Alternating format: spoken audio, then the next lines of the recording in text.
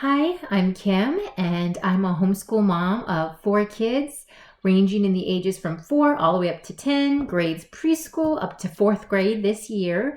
And I'm here with tip number 2 for homeschooling this year. I've had a lot of you message me and ask me questions on what tips I would give for homeschooling. And instead of answering everybody back, I decided to do quick 5-10 minute videos on short tips on what has worked for me and my family over the years. So for tip number 1, if you haven't seen the video, you can go back and see the video. I will post a link somewhere below, and in the descriptions, I guess they call it, below, and you can go back and see it. It was basically having grace for you, yourself, and not to compare. So today's tips kind of similar along those lines.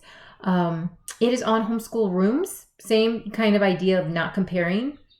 When you get online, you can look up homeschooling and you see pictures of kids and they're happy, they're fun, they're doing science projects and so on. But another thing you can see is the perfect homeschool rooms.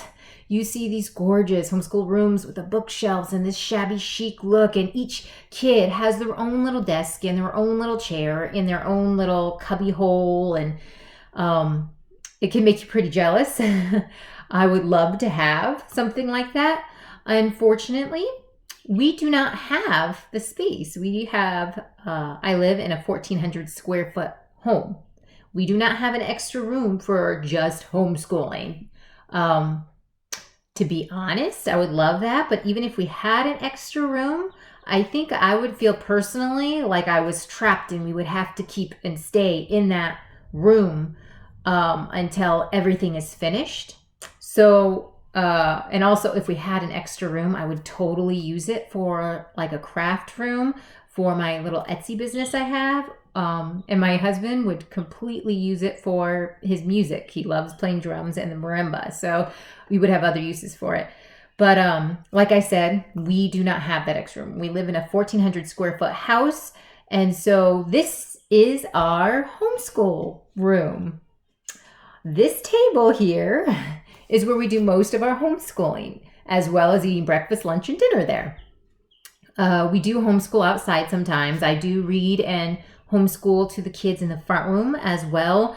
While they're playing Legos, I'll read them a lot of stuff, things that they don't need to be tested on at this young age, but they can still get while they're, eating, or like when we're in the front room playing Legos.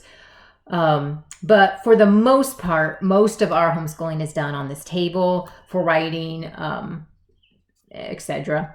So anyways, as you can see, I don't have much in the way of decorations in my homeschool room or my kitchen.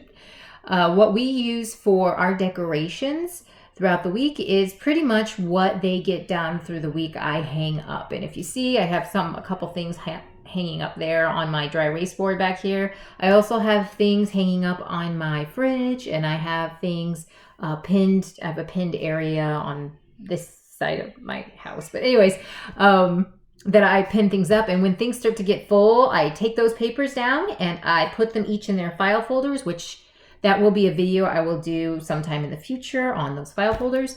But that is our decorations for our homeschool room. It doesn't have to be anything fancy. It doesn't have to be Instagram or Pinterest worthy room. If you do like decorating, go for it. I'm not a decorator. I don't have the passion for it. Decorating for me would be like in the fall. I don't dust very much, and I don't do cobwebs. I don't do cobwebs or dust very much in general. But in the fall, I claim that excuse as getting ready for Halloween. So I'm not a decorator, decorator, or a passionate person like that to decorate, organize, make it pretty like that. But if you are, I would suggest not spending lots of money in that, just because you're going to be spending lots of money usually on curriculum, or programs, things to go alongside, but also definitely for field trips, things for your family to do together while you homeschool. That would be a fun experience, doing something that goes kind of along with what you're learning that year. I would save money for those field trips. I'm trying to think what else I was going to say. Oh, so the one thing I would suggest you would want to do is to figure out where you're going to do most of your homeschooling, and find a way to store your books in that same room or close enough so that you're not running from one place to another room to get different books for different kids. For a while in my kitchen cabinet over here, I cleaned out an area and got rid of some stuff, and I used a kitchen cabinet area for all our books.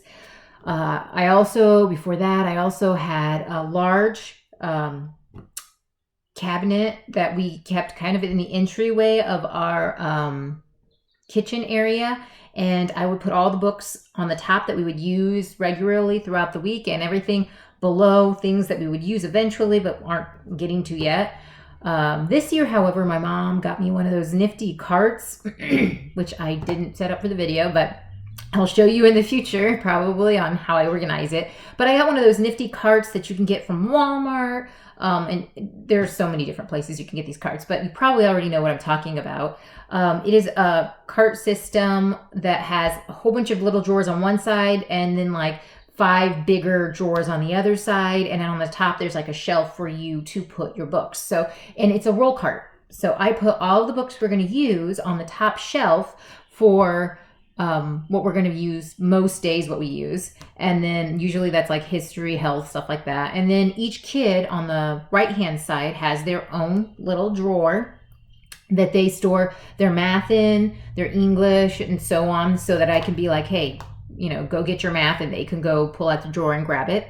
And on the left side of that cart system is all of our crafts, scissors, glue, hole punch, construction paper, and all that. Also on the top of that area, I have pencils, things that are easy that they're going to want to easily grab, crayons, stuff like that. But like I said, I think that's for another video that I'll have to bring that out and show you how I organize this drawer thingy I'm talking about. But that's probably something you definitely want in your homeschool room, is to have a place to put your books that you can regularly get in and out easily. Whether that's in your kitchen, if you decide to kitchen, or in your front room, keep your books in your front room. Just kind of keep them all together. If you have smaller kids, you're going to want to keep those up high because smaller kids are going to get into the drawers and mess around, play with things. Whereas if you have older kids, like I have a 4th and 3rd grader now, and my youngest is 4, so I don't have to worry too much about them ruining things. So they're on their kind of shelf level, their eye level on that cart. And my oldest 2 it's kind of nice that they can actually reach that, because I'll be like, go get your English book or go get your math book. And they will go and get their English and math book and bring it back. So that's very helpful if you have older kids, making sure the book's probably more level to them so that they can grab what you need. I'm trying to think if there's anything else. I'm so disorganized with this video today, but that's okay. Back here, like I said, we do most of our homeschooling at this table. Sometimes it's all of us there, all 4 of my kids and me, and I sit at the end of the table and they bring their stuff and I show them what to do and they do it. Sometimes it's just 2, sometimes it's just 1 and I do one-on-one. It really depends on the day and how well my kids are getting along. If they're getting along great, and I can just start them all together and they want to, then we do that. If there's a lot of fighting or just even playing around and joking and they're not getting work done that need to be done, I will set something up in the front room, and the ones that are not doing school at the moment go to the front room and they will play until I call them and call them back to the table when it's their turn, type of thing. It really depends on the day. But like I said, that is it for today. Sorry, I'm kind of all over the place today. But like I said before, I'm not a professional, so I don't have to worry about that. And I keep these videos from 5 to 10 minutes long because I know if I go any longer, I will have a lot more screw ups and I will need a lot more editing, and I don't have time to edit, and you don't have time to watch a 30-minute video. So with that, I will see you next Tuesday. Oh, and I forgot. I have to sign out with my daughter's sign out. So it's like, no, see you next week.